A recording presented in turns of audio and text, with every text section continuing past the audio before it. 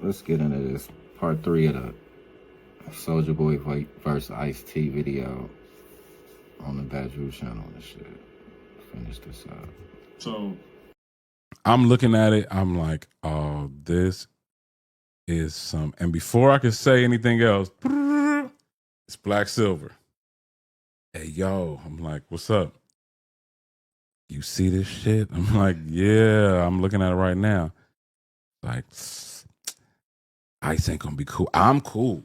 Yeah. That's my man. He know I didn't like, but you know, this is crazy. This is crazy. So what? But wait, at this time, did you guys know that? Because Soulja Boy has to be responding to something. We don't understand that yet. Oh, so you don't? Okay. So you just like, where the hell is this coming from? The hell is this? Yeah, we like, Soulja Boy on one, right? But then in the video, we do know because in the video he plays Ice's part too. Okay. Which is cold when you hear it the way you hear it. Because he like, you destroy hip hop and all type of stuff. To be fair, that shit was fucked up. Like it was pretty harsh, but in hindsight, listening to that, like that shit was. But again, think how a serious dude. That's like if you hang out with gangsters, they always say the fucking illest things when they making their jokes. It's like take your mom and throw her off the. You know, it's like dude, go to 10. Real fast. It's 10. So we go into 10, but like again, I got to keep saying it's in the nature of between friends or comrades or whatever.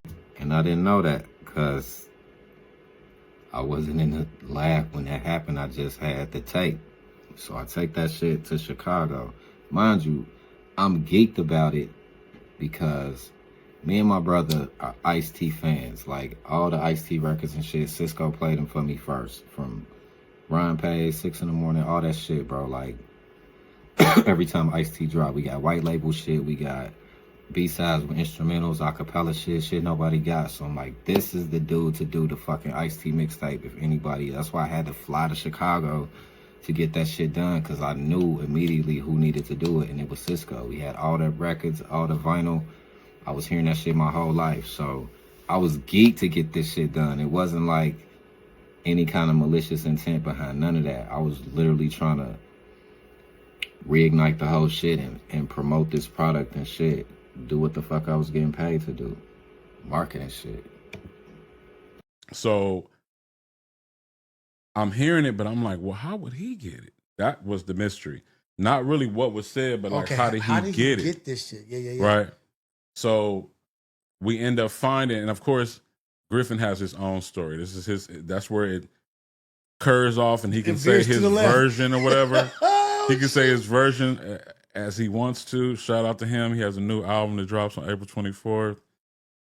Shout out to him. I think he about to be in another battle right now. My boy Perk, who seems to be on his ass too. So he got a whole new thing. This is just timely. Man, it's just following. Yeah, he's lit right now. So we start. So I get a call from somebody else, one of the other homies, and they tell me, "Yo, Griffin went home, and he dropped his own mixtape. And on his mixtape, he used that little bit from Ice being in the studio making jokes. Not on the, if you listen to the interviews with Ice, it sounds like the guys, like, first of all, it sounds like all of us did it. All of us didn't do it. All of us did not do it. No, I did the shit, but again, I wasn't in the lab for that part, and I didn't put it on my own mixtape. I put it on an Ice-T mixtape that was introducing the Black Ice records and shit by reintroducing original dope ass Ice-T joints. You know, it was marketing, bro. Ice, love me. We good. There was one guy. There's one guy, and he could tell his story for himself. And bro, I definitely talked to Ice after that. Like, we good. I done sent them songs. We corresponded. Like, we straight. It's all good. Like, it was like, he hollered at me and shit. He was on some real big bro shit. Like, I understand, I get it. He's like, but it's a major responsibility, like, with so many motherfuckers that know who I am and a whole lot of shit, and I understood that shit. So we totally backed off the shit. It was a misstep.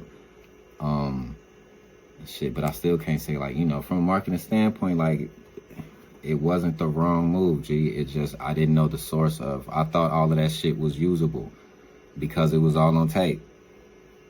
And I didn't hear the control room shit at all. Like, that shit wasn't on the tape. All that was on the tape was what he was saying, and the tape was supposed to be for promo drops. So that's what I used this shit for. So it was like, that shit shouldn't have ended up on the tape. As far as my story goes, he took the sample and he put it on his own mixtape, right? Which is kind of crazy in itself. Yeah, and I just believe taking the sample itself and put it on your mixtape. And that would have been crazy. That would have been fucking insane for me to do that. I definitely did not take that shit and put it on my own nothing. Like, it was on a DJ Cisco Ice-T OG mixtape. Like, it was all Ice-T records and Black Ice records on that shit. We sent it to the publicist too. He got to, because he wasn't popular enough for it to be viral like that anymore. Right. So I believe he also sent it to the publicist. Cold strategy. Cold strategy. Quick strategy. You did that on a quick. He flipped that bitch fast. He said, all right, y'all, I'm out of here. I got to hit back to Chicago. Like, get on this flight. You leaving already? He mixing on the phone, and that ain't even been invented yet.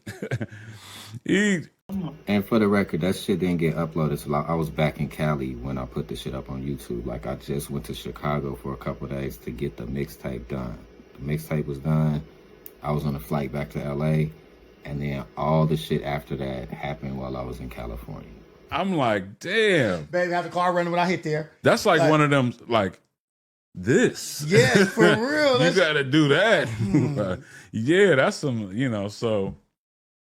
But again, I'm not in his head. I don't know what he was thinking. I just don't know what you would think to lead you to do that outside of what we now call like a clout thing. Yeah.